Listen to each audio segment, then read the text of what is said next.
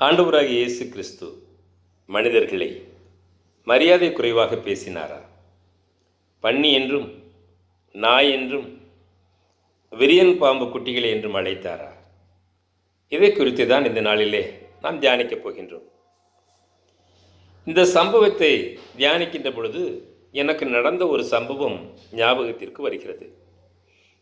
ஒரு நாளிலே என்னுடைய நண்பருடைய மனைவி காலை நேரத்திலே என்னை தொலைபேசி மூலம் அழைத்தார்கள். அவங்க சொன்னதானே, என் வீட்டுக்காரங்களை பார்த்தீங்களா அப்படின்னு ஒரு கேள்வியோடு ஆரம்பித்தார்கள். நான் சொன்னேன், பார்க்கலையம்மா அப்படின்னு சொன்னேன். தொடர்ந்து அதிக நேரம் ஆகிவிட்டது. மீண்டும் ஒரு கால், அண்ணே வீட்டுக்காரங்களை பார்த்தீங்களா? அழுகையோடு கூட தழுதழுத்த குரலிலே அவர்கள் பேசினார்கள். அவங்கள பார்த்து கேட்டேன், ஏம்மா வீட்டுக்காரர் வெளியே போனால் வரப்போகிறார், ஏன் இவ்வளோ டென்ஷனாக இருக்கிறீங்க? இல்லைண்ணா, காலையில் எங்கள் 2 பேருக்கும் ஒரு சண்டை ஆயிடுச்சு, நான் அவரை திட்டேன், அவர் கோவச்சிட்டு போயிட்டார் அப்படின்னு சொல்லி சொன்னாங்க. என்ன திட்டினீங்க அப்படின்னு கேட்டேன். கொஞ்சம் தயங்கினாங்க. அப்புறம் சொன்னாங்க, போடா நாயின்னு சொல்லிட்டேன், போயிட்டாங்க. அதுக்கப்புறம் 2 பேரும் சமாதானமாகி வாழ்ந்தாங்க. ஆனால் அந்த நேரத்திலே கணவன் கோபப்பட்டது, வீட்டை விட்டு வெளியே சென்றது உண்மை. அது நடந்த சம்பவம்.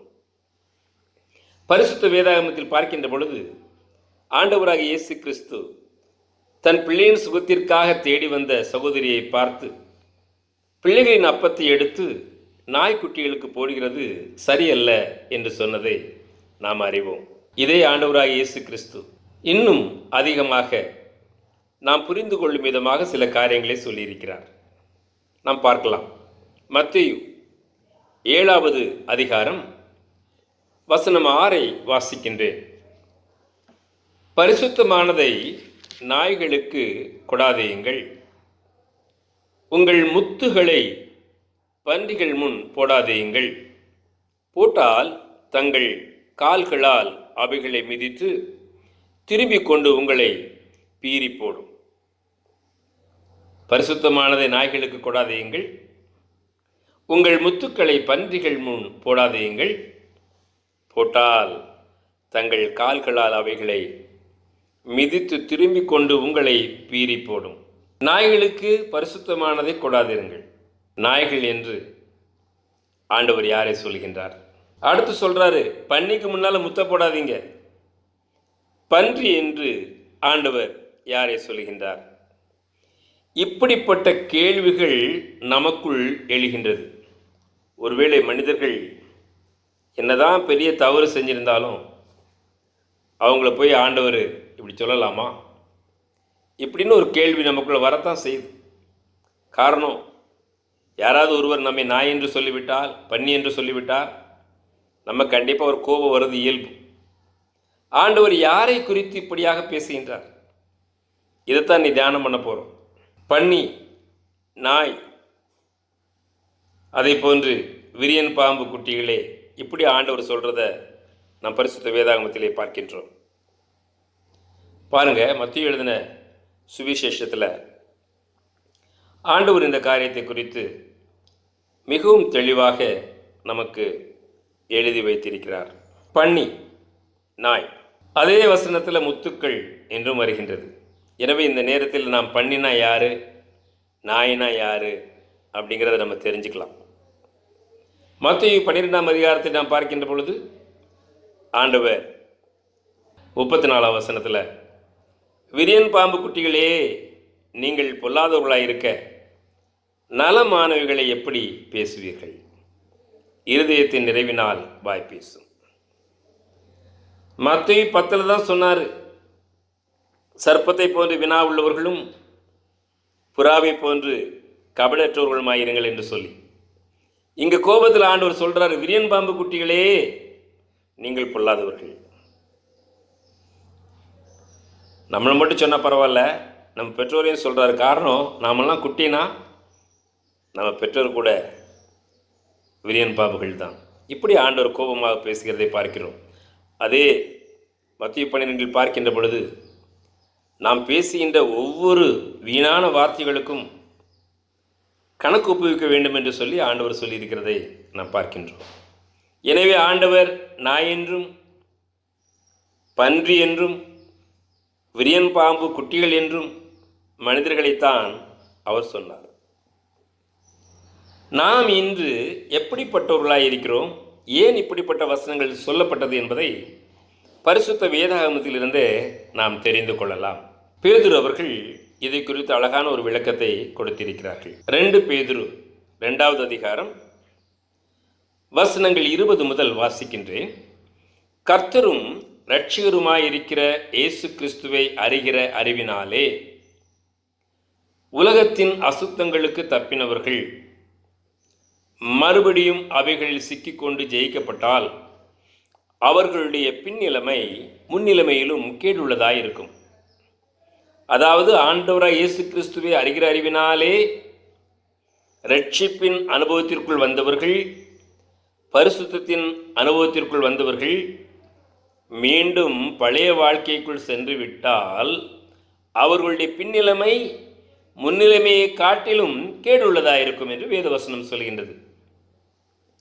அவர்கள் நீதியின் மார்க்கத்தை அறிந்த பின்பு தங்களுக்கு ஒப்புவிக்கப்பட்ட பரிசுத்த கற்பனையை விட்டு விலகுவதை பார்க்கிலும் அதை அறியாதிருந்தார்களானால் அவர்களுக்கு நலமாயிருக்கும். இங்கே ஆண்டவர் சொல்கிறார், ஐயோ இவங்க கிறிஸ்தவங்கள் ஆகாமலே இருந்திருக்கலாமே, வேதத்தை தெரிந்து கொள்ளாமலே இருந்திருக்கலாமே என்று சொல்லி பேதுரு எழுதுகிறதை நாம் பார்க்கின்றோம்.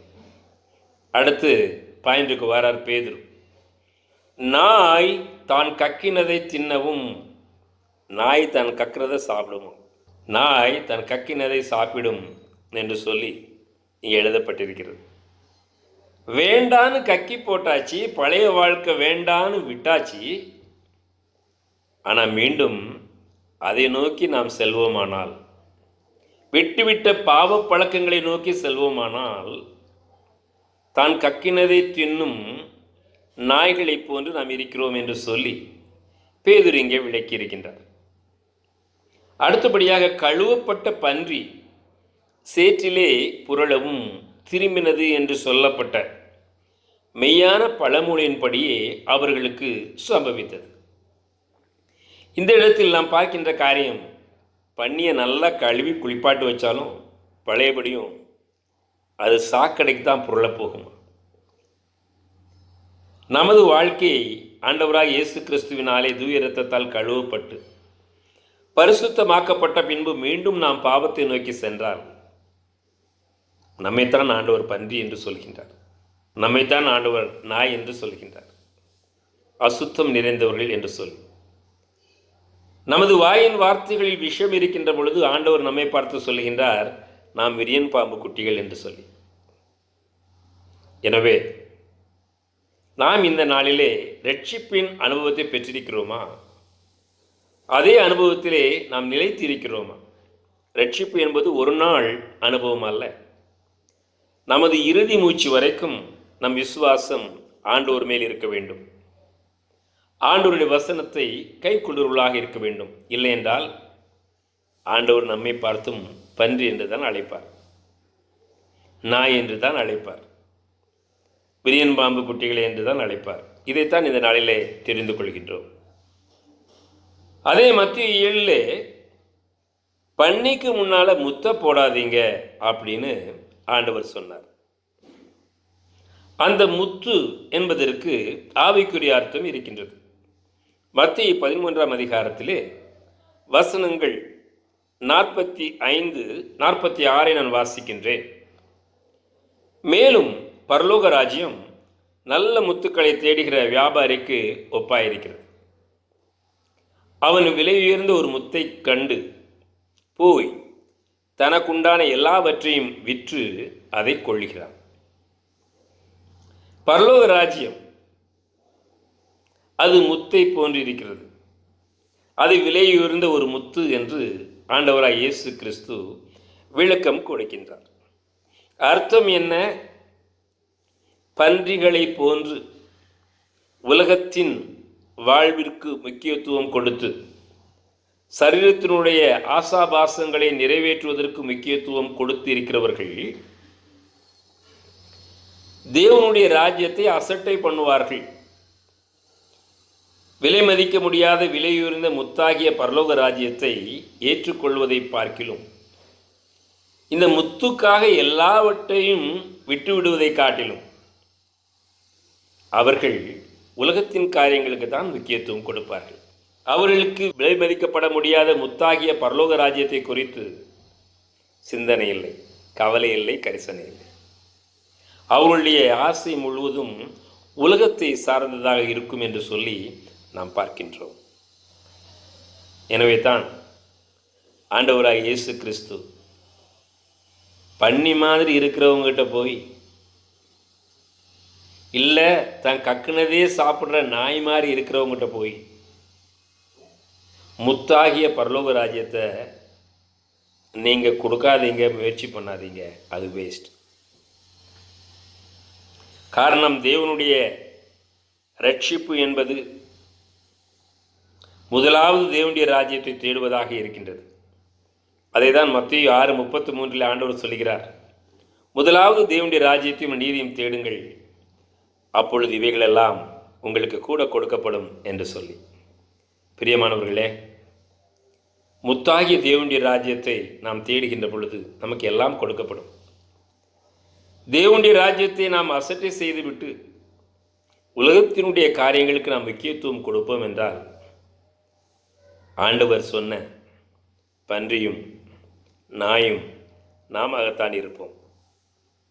நமது உள்ளத்திலே கேடுபாடுகள் இருந்து நாம் பேசுகின்ற பொழுது நாம் விரியன் பாம்பினுடைய விஷம் உள்ள பாம்பின் குட்டிகளாயிருப்போம்.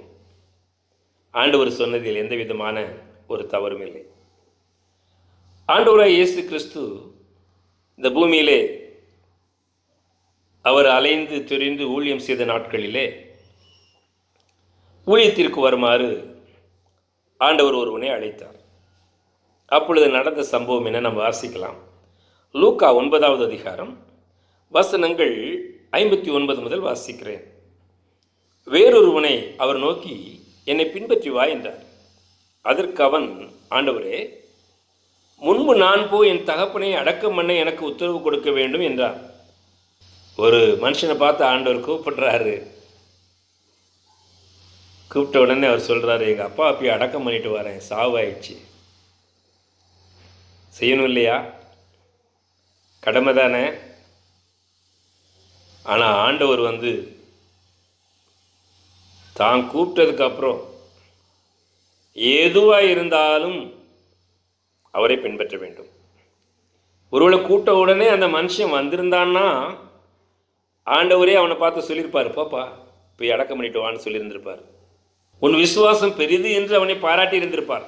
அவன் ஆண்டவரை புரிந்து கொள்ளவில்லை. 120 விஷயத்தில் நடந்தது தெரியும். தன்னை தாழ்த்தி பேசின பொழுது ஆண்டவர் அவனை கனம் பண்ணினார். இந்த மனிதன் உடனடியாக கீழ்ப்படிந்திருக்கலாம். ஆபிரகாம் சம்பவத்திலே நமக்கு நன்றாய் தெரியும். மகனை பலியிடுவதற்கு ஆபிரகாம் கீழ்ப்படிந்த பொழுது தேவன் அதை அனுமதிக்கவில்லை. இவனும் ஆண்டவர் கூப்பிட்டவனே வாரே சாமின்னு போயிருந்த ஆண்டவர் சொல்லிருப்பாரு, பாப்பா அடக்கம் பண்ணிட்டு வான்னு சொல்லியிருந்திருப்பார். இவன் ஆண்டவரை புரிந்து கொள்ளாதபடினாலே அவனுக்கு மனமில்லை. ஆண்டவர் என்ன சொன்னார்? 60 வசனத்தை வாசிக்கலாம். அதற்கு இயேசு, மரித்தோர் தங்கள் மரித்தோரை அடக்கம் பண்ணட்டும், நீ போய் தேவனுடைய ராஜ்யத்தை குறித்து பிரசங்கி என்றான். உடப்பா செத்து போயிட்டாரு, செத்து போனவங்களை கவனிக்கிறதுக்குன்னே நிறைய ஜனங்க இருக்கிறாங்க, அவங்க அந்த வேலையை செய்வாங்க,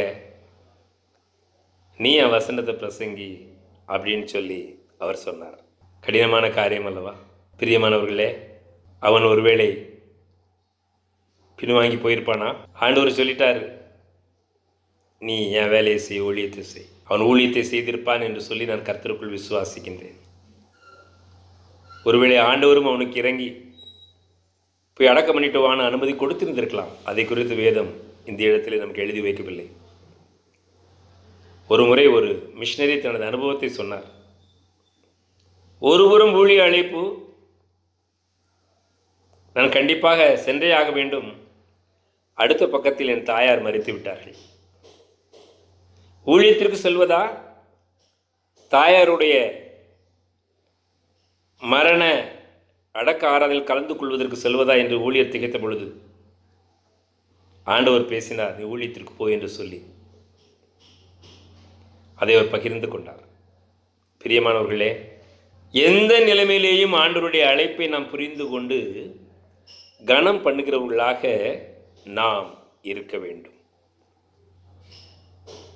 அடுத்து 61ஆம் வசனம் சொல்லுது,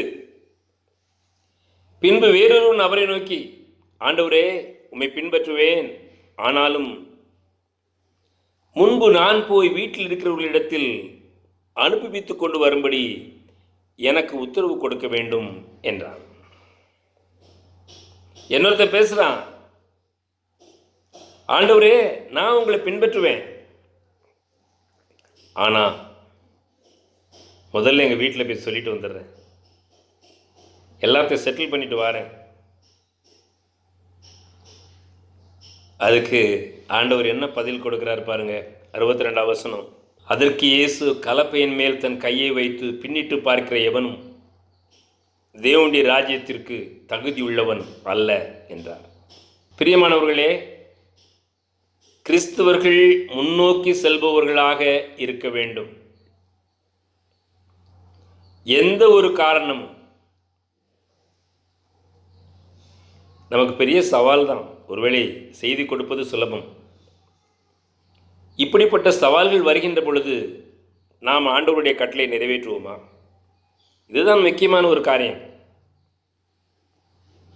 ஒருத்தன் எங்கள் அப்பாவை அடக்கம் பண்ணணுன்றான், ஆண்டவர் ஊழியம் செய்கிறார். இன்னொருத்தன் வீட்டில் போய் சொல்லிட்டு நான் வந்துடுறேன், செட்டில் பண்ணிட்டு வரேன்றான். அதுக்கு ஆண்டவர் சொல்கிறார், கலப்பையில் கை வச்சுட்டு ஒருத்தன் பின்னால் திரும்பி பார்க்குறான்னா அவன் தேவனுடைய ராஜ்யத்திற்கு தகுதி உள்ளவன் அல்ல.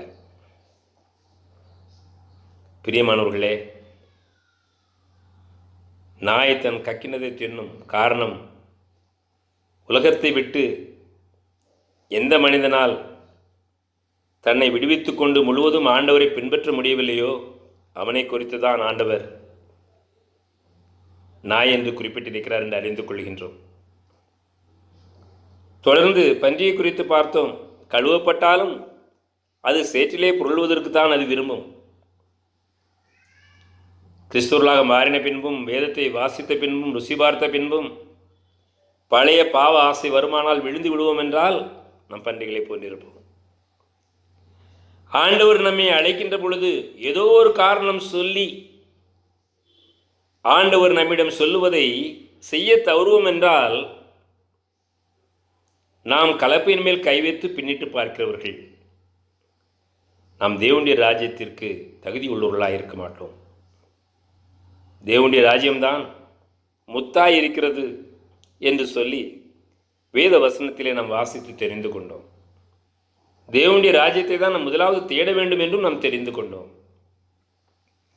தேவனுடைய ராஜ்யத்திற்கு தடையான காரியங்கள், ஆசைகள் நம்மிடம் இருக்கும் என்றால் அவைகளை களைந்து எறிய வேண்டும்.